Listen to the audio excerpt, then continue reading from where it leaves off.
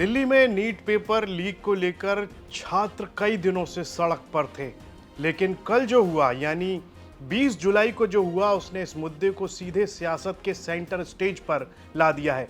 पहले संसद के बाहर समाजवादी पार्टी के अध्यक्ष अखिलेश यादव पहुंचे, सरकार पर तंज कसा और कुछ ही घंटों के बाद राहुल गांधी भी उसी जगह पहुंच गए। अब सवाल ये है कि ये सिर्फ एकजुटता दिखाने का प्रदर्शन था या फिर युवाओं के गुस्से की राजनीतिक एंट्री। आप देख रहे हैं यूपी तक, इसी पर विस्तार से बात करेंगे। मैं हूं मधुर। कैमरा संसद के बाहर घूमता है और दिखता है कांग्रेस नेताओं का बड़ा जमावड़ा। बीच में राहुल गांधी, इस बार थोड़ा अलग अंदाज में। उनके साथ बहन प्रियंका गांधी भी मौजूद थीं। चारों तरफ नारे, पोस्टर और लगातार सरकार के खिलाफ आवाजें।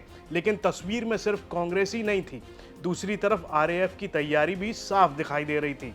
यानी एक तरफ प्रदर्शन, दूसरी तरफ सुरक्षा का कड़ा पहरा।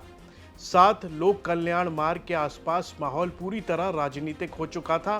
कांग्रेस का कहना था कि अब वो सिर्फ विपक्ष की आवाज नहीं बल्कि सड़क पर बैठे छात्रों और युवाओं की भी आवाज बनेगी।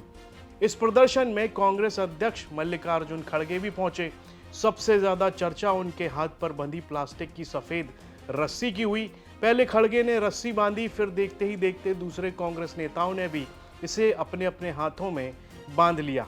अब राजनीति में रस्सी भी सिंबल बन गई है।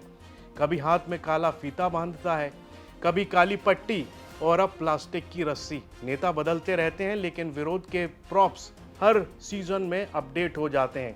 कांग्रेस का कहना है कि यह युवाओं के साथ एकजुटता का प्रतीक है। वहीं बीजेपी इसे कैमरे वाला विरोध बताने से पीछे नहीं हट रही। यानी मुद्दा नीट का है लेकिन लड़ाई नैरेटिव की भी है। अब असली सवाल यही है, छात्र नौकरी और परीक्षा की गारंटी मांग रहे हैं, नेता समर्थन दे रहे हैं, लेकिन क्या इस सियासी शोर से पेपर लीक रुक जाएगा या फिर हर भर्ती के बाद सड़क पर छात्र होंगे और उनके पीछे नेता?